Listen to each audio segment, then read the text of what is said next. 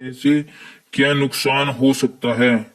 तो उपरोक्त सभी सिलेंडर लाइनर खराब होगा, पिस्टन रिंग खराब होगी, एग्जॉस्ट वाल्व एवं फ्यूल इंजेक्शन प्रणाली खराब होना, तो ये सभी। अगला है हाई स्पीड डीजल होता है तो मध्यम भारी होता है। अगला क्वेश्चन है लो स्पीड डीजल होता है तो ये सबसे अधिक भारी होता है। अगला है वाटर स्प्रेटर लगाया जाता है तो वाटर स्प्रेटर कहाँ लगाया जाता है? फ्यूल टैंक और फ्यूल फीड के बीच में लगाया जाता है। अगला है सेकेंडरी फिल्टर रोकता है तो सेकेंडरी फिल्टर जो रोकता है बारीक गंदगी को रोकता है। अगला है इंजेक्टर का प्रेशर टेस्ट करने के लिए प्रयोग किया जाता है तो इंजेक्टर प्रेशर टेस्ट। अगला है इंजेक्टर टेस्ट द्वारा चेक किया जाता है तो इंजेक्टर टेस्ट के द्वारा leak test, pressure test, spray test, उपरोक्त सभी। ऑप्शन डी इसका राइट आंसर है, इंजेक्टर के द्वारा ये टेस्ट किए जाते हैं। अगला है नोजल क्या कार्य करता है? तो नोजल डीजल फ्यूल को बारीक कणों में तोड़ने का काम करता है। अगला है इंजेक्टर के स्प्रे होने के बाद भी डीजल टपकना कहलाता है तो वो ड्रिबलिंग कहलाता है। क्या कहलाता है? इंजेक्टर के स्प्रे होने के बाद भी डीजल टपकना क्या कहलाता है? ड्रिबलिंग।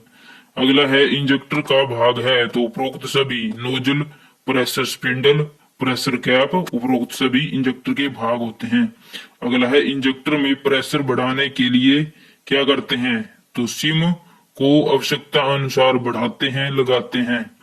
अगला है नोजल निम्न प्रकार की होती है तो उपरोक्त सभी single whole type, multi whole type, inter type, ये सारे नोजल के प्रकार होते हैं। अगला है नोजल का दोष है तो नोजल का दोष होता है सारे नोजल वाल्व की सीट खराब होना, नोजल के सुराख बंद होना, नोजल वाल्व का जाम होना, ये सारे नोजल के दोष होते हैं। अगला क्वेश्चन है कि इंजेक्टर का स्प्रे करते समय लगभग दबाव रहता है तो इंजेक्टर का स्प्रे करते समय 1500 से 2000 पाउंड प्रति वर्ग इंच का स्प्रे रहता है। अगला है 1 किलोग्राम वर्ग सेंटीमीटर के बराबर होता है तो ये होता है 14.225 पाउंड प्रति स्क्वायर इंच। अगला है प्री कंबस्शन चैम्बर वाले इंजन में कौन सी नोजल लगाई या फिट की जाती है? तो ये पिंटल टाइप की नोजल फिट की जाती है। अगला है नई नोजल लगाने पर दाब में क्या परिवर्तन होगा? तो क्या होगा? बढ़ेगा। अगला क्वेश्चन है गवर्नर का कार्य, तो आंसर है इसका फ्यूल की सप्लाई स्वतः कम या ज्यादा करें। अगला है गवर्नर किस प्रकार के होते हैं? तो गवर्नर कौन से होते हैं? न्यूमेटिक, मैकेनिकल, हाइड्रोलिक, ये सारे गवर्नर के प्रकार होते हैं। अगला है न्यूमेटिक गवर्नर किस सिद्धांत पर काम करता है? तो वेंचुरी के सिद्धांत पर न्यूमेटिक गवर्नर काम करता है। अगला है न्यूमेटिक गवर्नर का संबंध होता है तो न्यूमेटिक गवर्नर का संबंध होता है इंजेक्शन टाइमिंग से। अगला है डायाफ्राम किसका बना होता है? तो डायाफ्राम जो बना होता है वो चमड़े का बना होता है। अगला है डायाफ्राम का संबंध किससे होता है? तो डायाफ्राम का जो संबंध होता है कंट्रोल रैक से होता है। अगला है मैकेनिकल गवर्नर में लगे रहते हैं तो मैकेनिकल गवर्नर में बेट लगे होते हैं। अगला है बेट कार्य करते हैं तो जो ये मैकेनिकल गवर्नर में जो बेट लगे होते हैं ये किस प्रकार का काम करते हैं? सेंट्रीफ्यूगल फोर्स से। अगला है फेजिंग क्या है? तो फेजिंग क्या है? उपरोक्त सभी फ्यूल सप्लाई का निश्चित समय कंप्रेशन की क्रिया के अंत में फ्यूल स्प्रे होना, टीडीसी से पहले फ्यूल का स्प्रे करना फेजिंग कहलाता है। अगला है फेजिंग को एडजस्ट करते हैं तो फेजिंग को कैसे एडजस्ट करते हैं? टैपिल रोलर की एडजस्टिंग नट के द्वारा। अगला है कैलिब्रेशन क्या है? तो कैलिब्रेशन है FIP पंप द्वारा सभी सिलेंडरों को समान मात्रा में फ्यूल की सप्लाई करना। अगला है फ्यूल इंजेक्शन पंप को टेस्ट करते हैं तो फेजिंग एवं कैलिब्रेशन मशीन के द्वारा फ्यूल इंजेक्शन पंप की टेस्टिंग की जाती है। अगला है मास्टर पंप का क्या कार्य होता है? तो मास्टर पंप का काम होता है फेजिंग एवं कैलिब्रेशन मशीन को चेक करना। अगला है हस्त प्राइमिंग हैंड प्राइमिंग युक्ति लाभकारी होती है जब इंजन खड़ा हो। हैंड प्राइमिंग पंप का प्रयोग तब करना चाहिए जब इंजन बंद अवस्था में हो। अगला क्वेश्चन है वितरक टाइप FIP को यह भी कहते हैं, घूर्ण पंप भी कहा जाता है वितरक टाइप FI पंप को। अगला है FIP का उद्देश्य करना है, तो FIP करने का उद्देश्य है A और B दोनों ईंधन की निर्धारित मात्रा सप्लाई करना केवल एक विशिष्ट पर ईंधन। अगला है नियम को के निम्नलिखित प्रकार में से किस ईंधन नियंत्रण रैक एक सहायक वेंचुरी के साथ जोड़ा जाता है, तो आंसर है इसका बातिन नियामक, तो आंसर है इसका ऑप्शन डी। अगला है ईंधन प्रणाली में अंतक्षेप के पहले भाग है, तो ईंधन पंप। अगला है अंतक्षेप ईंधन प्रदान करते हैं इंजन सिलेंडरों की को। अगला है पिंटल टाइप नोजल का विशेषण अभिलक्षण है, तो आंसर है इसका डी। इसे आसान परिवर्तन के लिए डिजाइन किया जाता है। अगला है प्रदाय पंप सामान्यतः आरोहित होते हैं, तो आंसर है इसका option A FIP fuel injection pump. अगला है नोजल टेस्टर के अंतक्षेप के जांच करते समय क्या सावधानी बरतनी चाहिए, तो आंसर है इसका अंतक्षेपक के नीचे हाथ न रखें। अगला है जैसे ही ईंधन प्रणाली में वायु प्रवेश करती है इंजन परिवर्तन कठिन होगा। फिल्टरों में स्त्राव पेच और प्रकाय है, तो आंसर है ईंधन प्रणाली में वायु स्त्राव।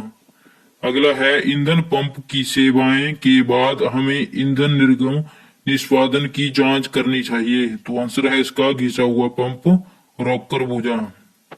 क्वेश्चन नंबर 164 है 64 है 164। इंजेक्टर टेस्टर का प्रयोग इंजेक्टर को जांचने के लिए किया जाता है। टेस्टर में किए जाने वाला टेस्ट है तो वो है स्प्रे टेस्ट। अगला है इंजेक्टर इंजन चलाने के लिए ईंधन एटोमाइज है, इंजेक्टर डैश के ईंधन स्प्रे है, तो आंसर है इसका दहन कक्ष। अगला है डिस्ट्रीब्यूटर कैप बॉडी की फिट होता है जिससे HT तार प्लग के लिए इग्निशन कॉइल से आगे वाले केंद्रीय टर्मिनल पर प्रदान की जाती है। डिस्ट्रीब्यूटर असेंबली में कितने स्पार्क अग्रम तंत्र हैं, तो आंसर है इसका 2 होते हैं। अगला है एक डीजल इंजन की शक्ति आउटपुट डैश द्वारा नियंत्रण किया जाता है, तो इसका आंसर है ऑप्शन डी अंत संक्षिप्त ईंधन की मात्रा को विनियमित। अगला है 168वां एक कार्बोरेटर में धीमी गति चलने वाली सर्किट प्रणाली कहाँ डैश पर स्थित है, तो आंसर है इसका थ्रोटल का इंजन की ओर। अगला है ऐसी यांत्रिक पंप कार्बोरेटर को ईंधन की आपूर्ति करता है। ऐसी यांत्रिक ईंधन पंप में डायाफ्राम उपयोग करने के लिए डैश है, तो आंसर है इसका सक्शन और दबाव बनाने के लिए। अगला है रेगुलर प्रयोग करने के बाद थ्रोटल वाल्व के चारों तरफ कार्बन बनना शुरू हो जाता है जैसे कि चित्र में दिखाया गया है। किस इंजन स्पीड पर यह परत ज्यादा प्रभावित करेगी, आंसर है आइडल स्पीड पर। अगला है फीड पंप ईंधन को ईंधन टैंक से खींचता है और उसे ईंधन फिल्टर को देता है। नीचे दिए गए चित्र ए क्या दर्शा रहा है, तो जो ये दर्शा रहा है ये क्या चीज है, तो ये है केम। अगला है फ्यूल सिस्टम में ओवरफ्लो वाल्व का प्रयोग किया जाता है, तो आंसर है इसका फ्यूल फिल्टर से अतिरिक्त तेल को वापस भेजता है। अगला क्वेश्चन है FIP का कार्य देना है, तो आंसर है इसका ऑप्शन सी, दोनों निश्चित मात्रा और निश्चित समय पर। अगला है, ऑटोमोटिव इंजन में दो प्रकार के पंप प्रयोग किए जाते हैं, कौन कौन से? अत्यधिक प्रेशर को रोकना। क्वेश्चन नंबर 175 है, एक नोजल जिसमें सहायक स्प्रे होता है, नोजल की पहचान करो। तो इसका आंसर है पिंटॉक्स नोजल। अगला है, FIP गैलरी दबाव इसके द्वारा बनाए रखा जाता है, तो FIP प्लंजर के द्वारा। अगला है, यांत्रिक गवर्नर जो डीजल इंजन चलित वाहनों में लगा होता है उसका कार्य नियंत्रण करना होता है, तो आंसर है इसका सभी प्रकार के इंजन गति को निष्क्रिय से अधिकतम करने के लिए। ऑप्शन डी इसका राइट है। अगला है,